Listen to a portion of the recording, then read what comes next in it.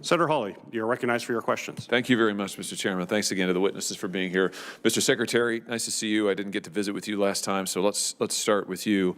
I think my colleagues have established, given what we're seeing on the southern border, the massive increase in illegality there, that's clearly not a priority for your agency. So let's talk about what appears to be, and that is spying on Americans and censoring their speech. You have turned your agency into a censorship machine.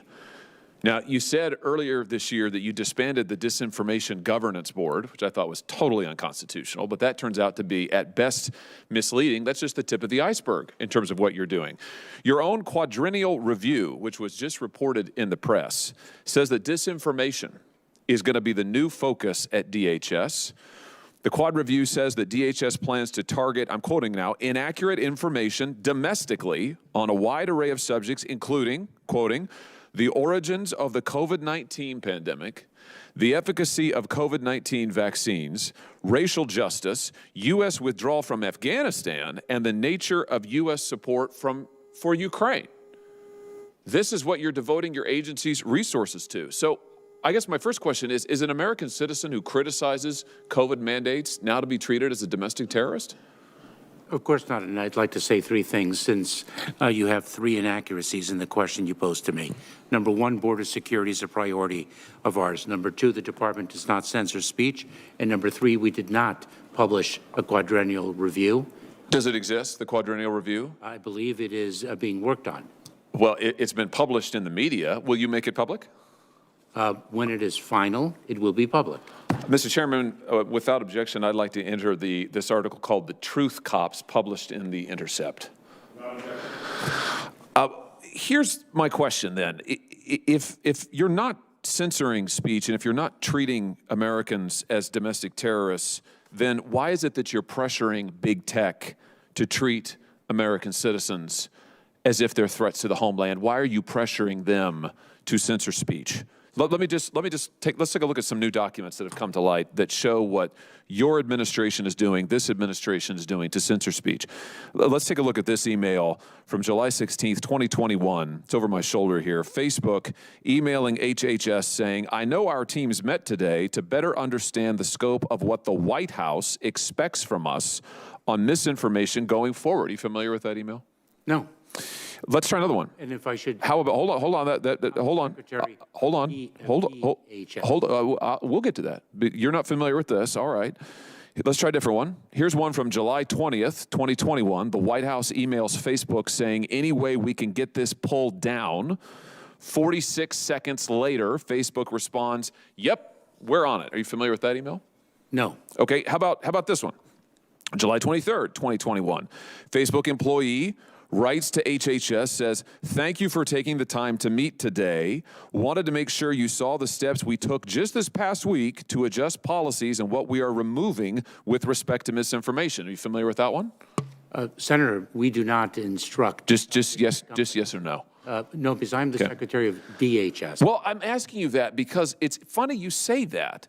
A federal judge has just found as a finding of fact, Mr. Secretary, that your office, and I'm going to quote now, is supervising the nerve center of federally directed censorship. It's a federal judge and a federal lawsuit. You are supervising the nerve center of federally directed censorship. Here's another email, August 20th, 2021.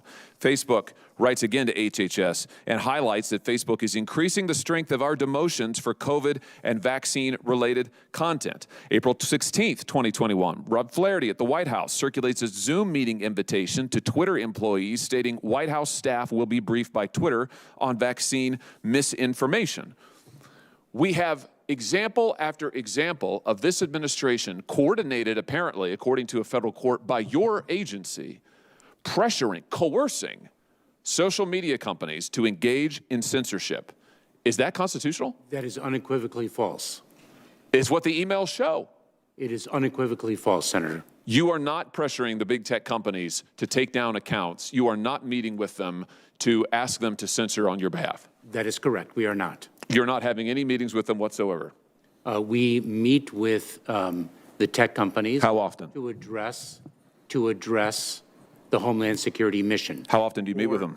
For example, online child sexual exploitation is a scourge in this country, and we have an obligation to address it. You're saying that no one in your office has ever met with, coordinated, or otherwise engaged in any contact with a social media company in which you spoke to them about vaccine mandates, about COVID mask mandates, about the withdrawal from Afghanistan, about the current U.S. involvement in Ukraine. None of that has ever happened. I don't know what you're referring to, Senator, and I can read the emails. And I can tell you this. Well, you've actually cited emails outside of our department, but if I've cited a federal judge who says your department is engaged in supervising the nerve center of federally directed censorship. Here's my point, Mr. Secretary. It has been established for years in this country, as you very well know because you're a lawyer, that the federal government may not use private third parties to engage in activities that are unconstitutional. That's exactly what you and this administration are doing. You are leveraging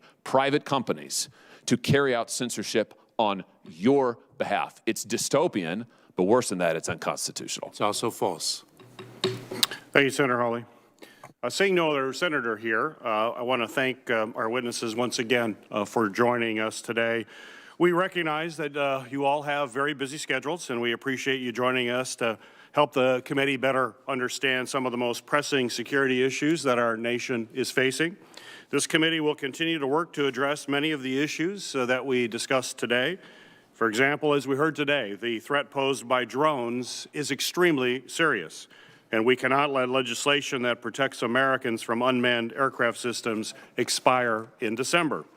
I look forward to working with my colleagues here in the Senate and in the House to ensure that the federal government is effectively managing this threat. I will also continue to work with the Department and the FBI on improving the government's response to the threat posed by domestic violent extremism. I appreciate the administration's efforts to tackle this issue, but more can and must be done. Without a more data-driven approach to understand the threat, the government will continue to face challenges addressing this issue. I will also continue to press the administration on meeting mandatory congressional reporting requirements so that we can ensure the federal government has the authorities and the resources needed to help prevent deadly incidents like the tragic shooting in Buffalo from occurring again.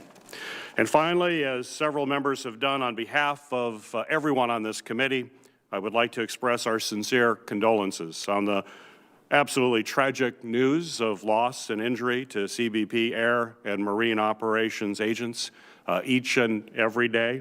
Throughout the pandemic, the frontline personnel of DHS have put their lives on the line to protect Americans from serious threats that we have discussed today, and we all thank them for their commitment.